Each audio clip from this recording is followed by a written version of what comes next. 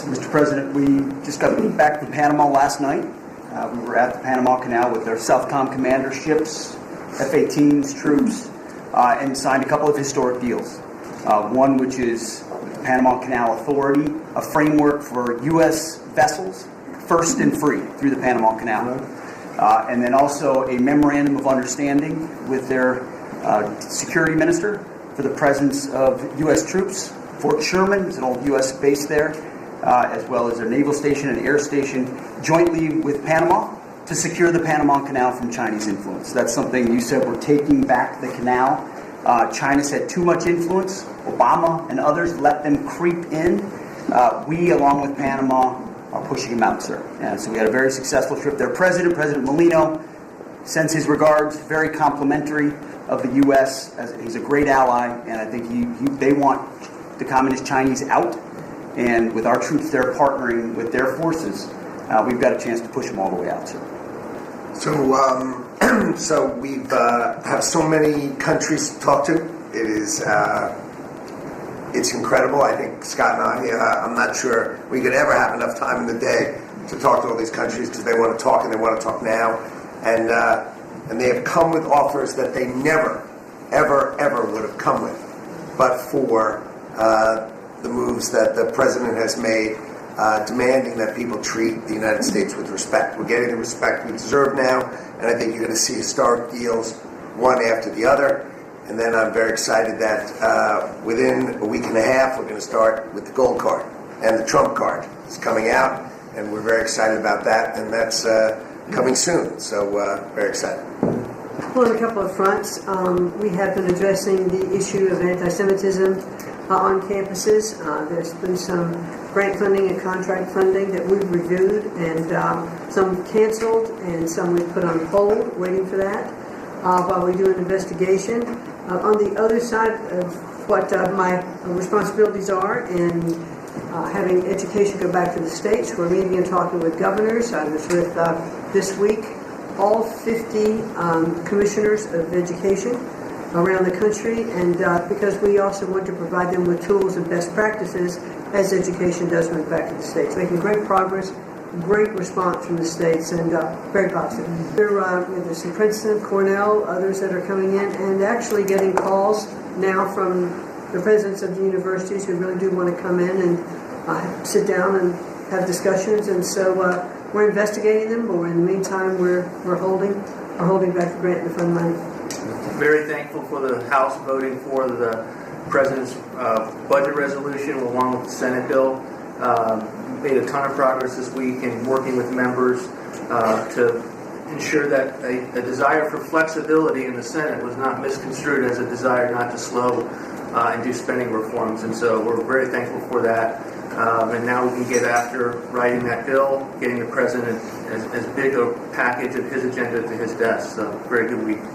Mr. President, last year the Chinese received 1,700 orders for new ships. American shipyards received 5. Under your leadership, like so many other industries, we are going to revitalize and make shipbuilding and maritime great again. These blue-collar jobs, these are the cranes, the ports, opportunity zones, and drive that investment back in. And we have under that executive order, and also one to streamline foreign military sales for people that want to buy our equipment, and of course acquisition reform, all just this week under your leadership, Mr. President. I just wanted to make sure you know that this cabinet, I think, pretty uniquely collaborates and cooperates and works together to accomplish all that you've asked them to do, and I think they deserve a lot of credit for that. It's true. Mr. President, the Biden EPA was strangulating the economy. The Trump EPA understands it's not a binary choice. We can protect the environment and grow the economy. Working with Doge and Elon Musk, we've now canceled $22 billion worth of grants. And we have launched what is the largest deregulatory action in the history of the country. Just in one agency. That's how much of a mess the Biden EPA left us.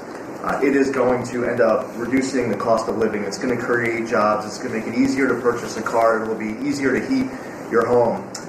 We're proud of this effort. The effort that we have is fulfilling the mandate that you earned from the American public. clean air, land, and water for all Americans, unleashing energy dominance, permitting reform, advancing cooperative federalism, making America the AI capital of the world, and bringing back American auto jobs. When you called me that day asking for me to take this position, I was honored. And you were very specific and clear in what you wanted us to accomplish. We understand our mission, and at the Trump EPA, we're going to make it proud. I want to thank you as well for the shipbuilding. Again, to build ships, we also need mariners to sail those ships. I was just up at Kings Point for the Merchant Marine Academy a couple days ago, and we have some of the greatest young men and women who are learning how to be mechanical engineers, to rebuild and fix the engines on those ships, but also how to sail ships. I would tell you that over the past decades, this academy has become, it needs some love. It's been a little bit dilapidated. We have to invest in sailors, and I appreciate you taking the initiative. To be a global power, we have to build ships and have sailors to sail those ships. These are the very people that help Pete should we come into points of crisis to support the military. So thank you for that. Number two, the last administration announced 3,200 projects, big, beautiful roads and bridges. Most of them are good. But they announced them, they didn't sign a grant agreement. 3,200, so the money doesn't go out the door to build the infrastructure in the country. And it's fun to do an announcement. It's actually the harder work to put together these grant agreements. So we're doing the work right now at DOT to get these grant agreements done and build the projects. Most of them are good. And they also put in all of this green and social justice requirements on roads and bridges. We're pulling all that out and putting the money toward the infrastructure, not the social movement from the last administration. Sir, first, we are, I would say, more than friends. We've all become family. And I think that what you have assembled in your vision is a turning point and an inflection point in American history. And so just being a part of that is the greatest honor. So thank you for that. And again, just the relationships here and the honor and respect we have for each other is a reflection of you and your leadership. So I just want to say that first.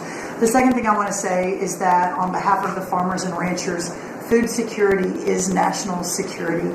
We have to be able to feed ourselves. And your idea of using tariffs along with deregulation and tax cuts, but your idea of using tariffs to ensure that we are putting forward and putting America first, no one understands that better than our farmers and our ranchers.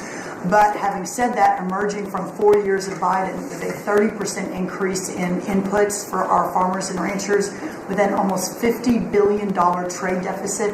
When we left the first time, it was zero, meaning that they are hurting.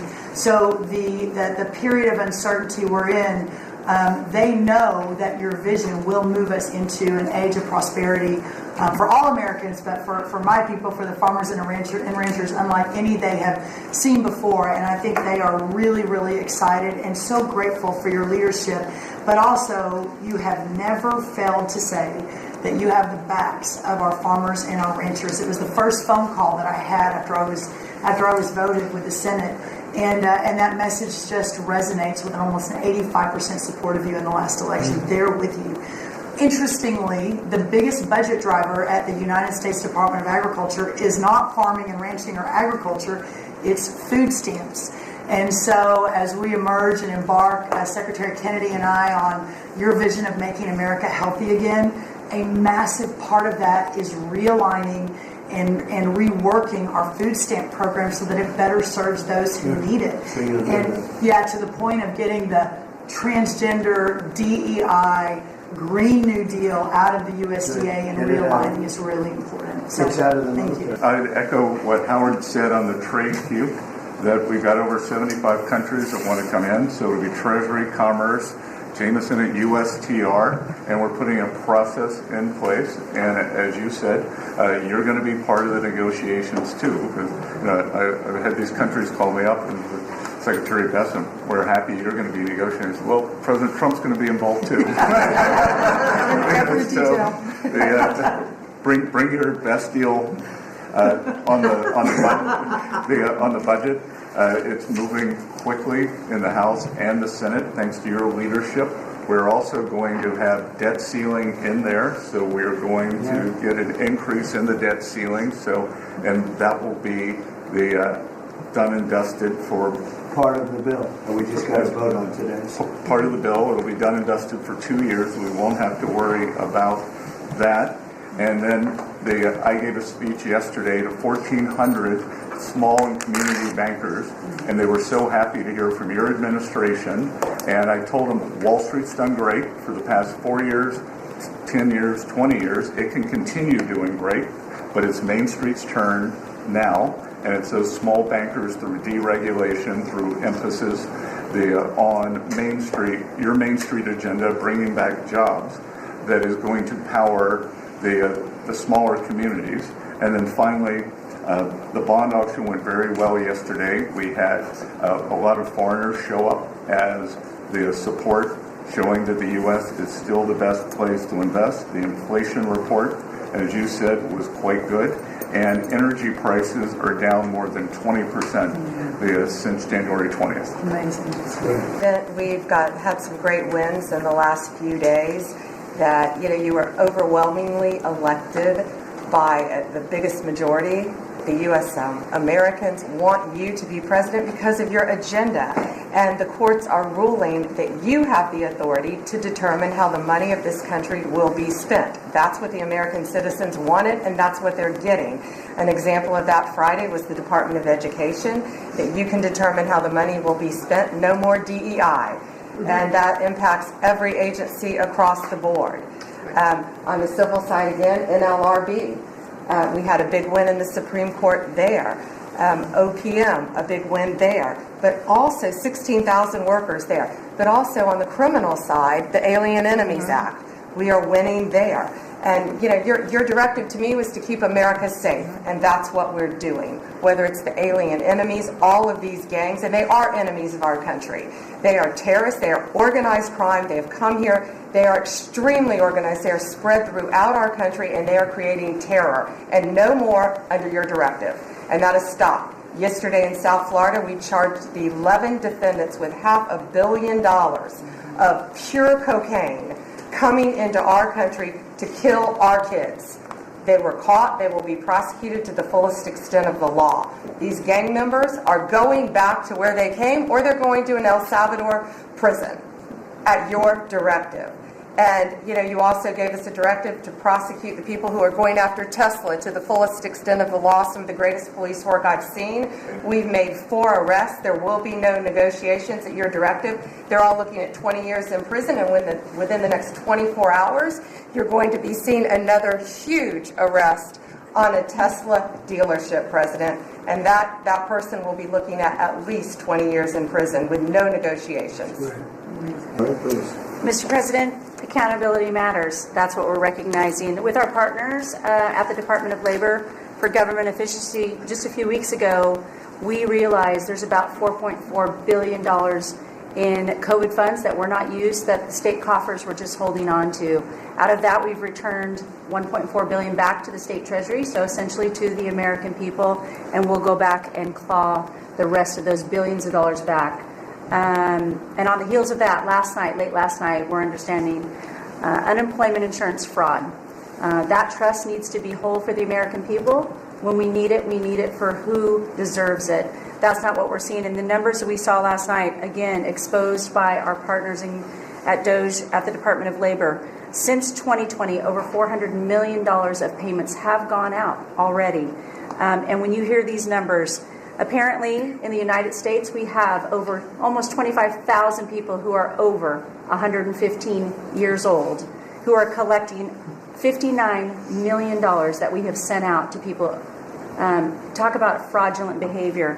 Mr. President, 28,000 people between 1 and 5 years old have collected fraudulent payments at the tune of $254 million has gone out. And lastly, 10,000 people who have not been born yet, 15 years into the future, $69 million, and they haven't even been born yet. In one case, they will be born 129 years from now. The United States government sent them $41,000, and they're not born yet. So, under the Department of Labor, those are the things that we're uncovering. I couldn't be more honored to tell the American people that we're bringing back their dollars, and we're saving them and returning them to the United States Treasury.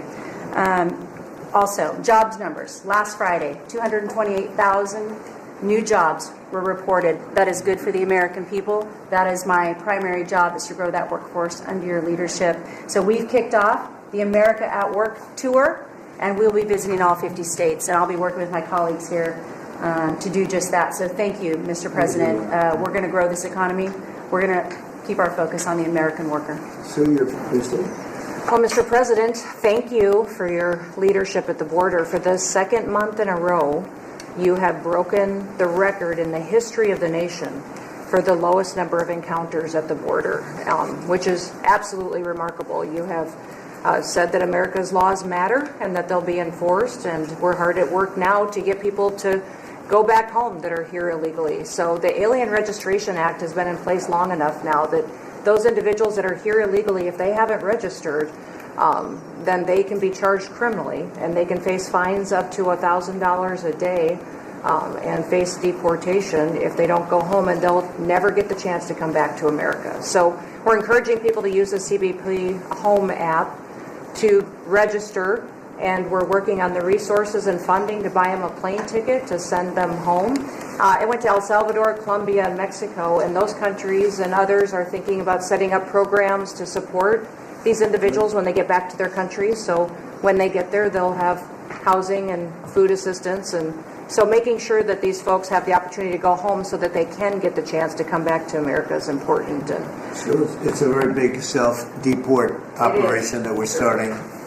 thousands of people have already Yeah. self-deported. Well, we're just going to, when you had 21 million people that need to go home because they're here breaking our laws, then we need to facilitate that. And I've been working with the governors a lot lately on several different issues. One of them has been on FEMA for recommendations on how to do exactly what you've directed us to do. And then also I sent a letter and communicated with them that they need to be setting up a SCIF.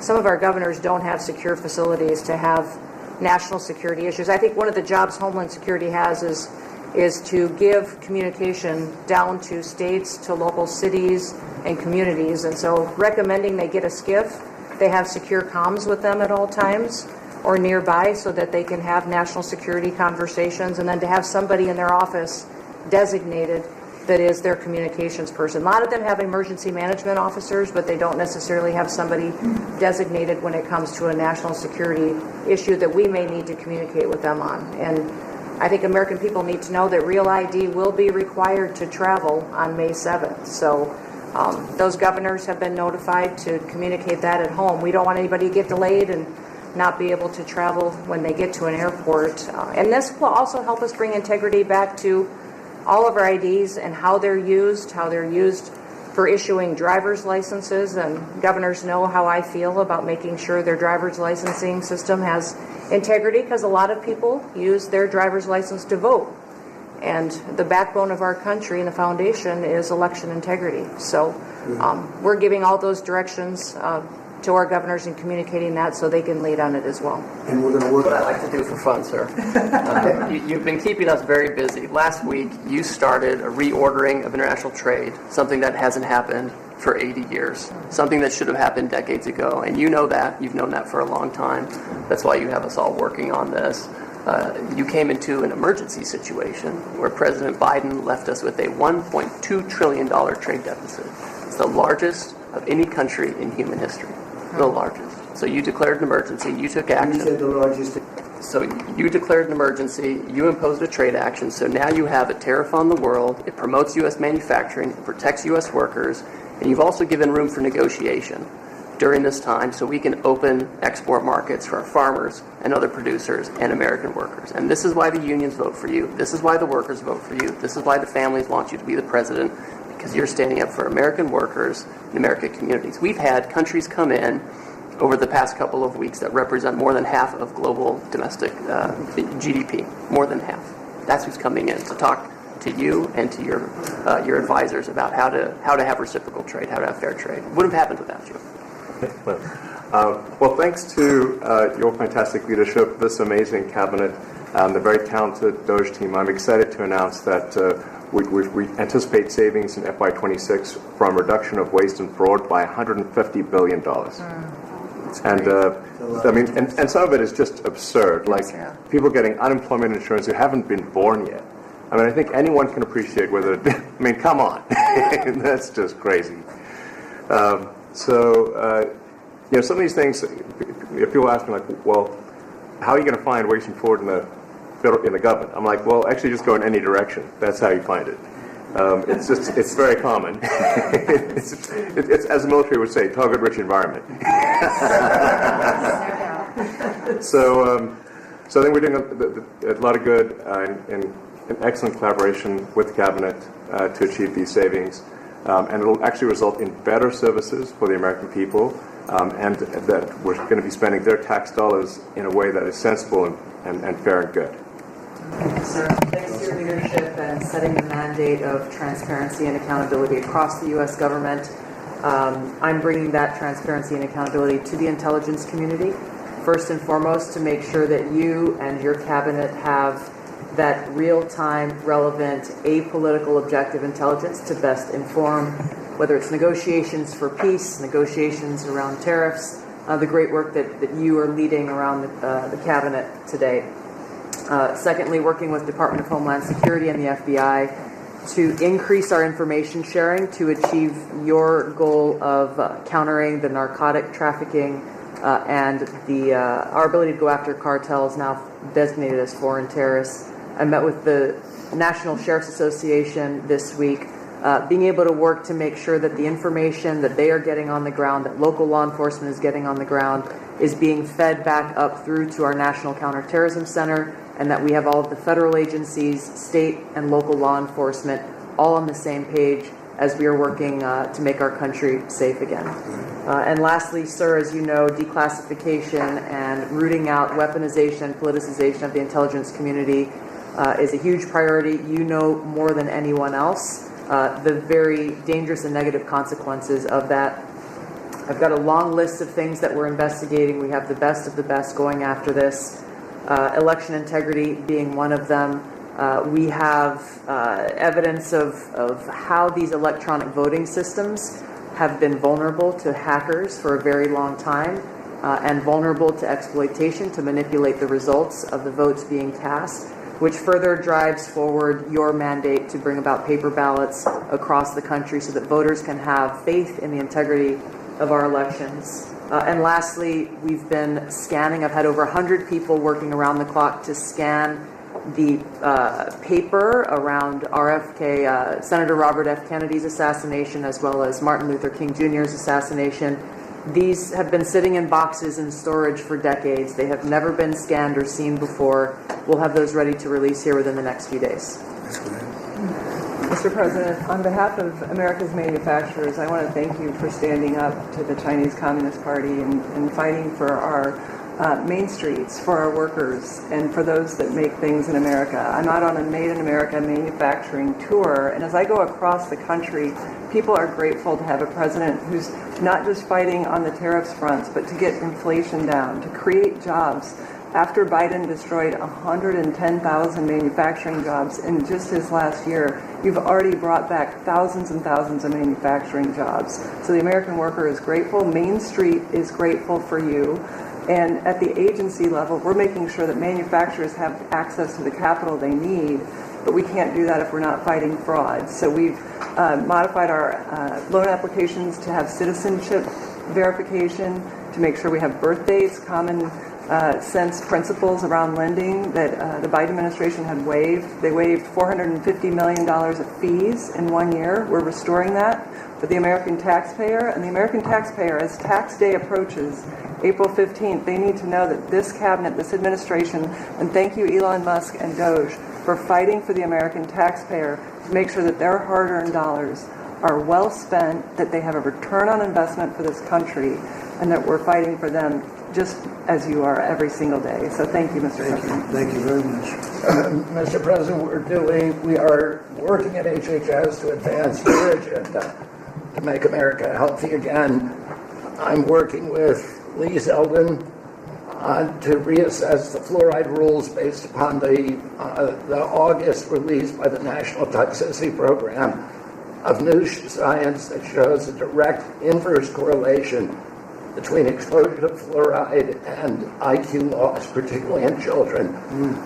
Lee and I were in Utah this week, to announce that Utah became the first state in the country to ban supplemental fluoride. I'm working with Brooke on, and governors now in 24 states who are advancing MAHA legislation to get soda pops off of the food stamp program, off the SNAP program. We've launched Operation Stork Speed to get the bad chemicals out of baby formula. We're working with governors across the country to get good food into the school lunch programs and to get rid of food chemical dyes and other bad chemicals that are in our food. We've shown now that this directly affects academic performance, violence in the schools, and mental health, as well as physical health. We are working with governors across the country to get cell-to-cell or bell-to-bell legislation to restrict the use of cell phones in schools, which again dramatically impacts academic performance. Today we announced a dramatic reduction in animal testing at NIH and FDA. We're going to switch over to AI, which we've now found is much more precise in identifying the impacts of toxics in various products. We're working with the Elon, who's done an incredible job to eliminate the redundancies and to streamline operations at all the health agencies and to recalibrate our trajectory to your agenda of making America healthy again. And finally, on the CDC has done an amazing job at getting the measles outbreak under control. We have about 680 cases now in 22 states, compared to the same outbreak in Europe, which is 127,000 cases and 37 deaths. Our numbers in this country have now plateaued. And I want to thank CDC for that. And we're trying to refocus the press. We've had 3 measles deaths in this country in over 20 years. And we're trying to refocus the press to get them to pay attention to the chronic disease epidemic as you've asked us to. We have now 38% of American youth are pre-diabetic. This was unknown 30 years ago. Every child that becomes diabetic, there should be a headline about them. We have 100 million adults who are pre-diabetic or diabetic. And we have, we have now, the autism rates have gone from now most recent numbers we think are going to be about 1 in 31, 1 in 12, so they're going up again from 1 in 10,000 when I was a kid. And we are going, at your direction, we are going to know by September. We've launched a massive testing and research effort that's going to involve hundreds of scientists from around the world. By September, we will know what has caused the autism epidemic, and we'll be able to eliminate those exposures. You're so big. Thank you, Bobby. Please. Well, Mr. President, one of your primary administration goals is to make sure that we unleash American energy, and of course the strategy behind that is when we do that, it helps make it more affordable for all Americans. Energy isn't just industry, it is the foundation of every other industry, whether it's food, manufacturing, clothing, transportation.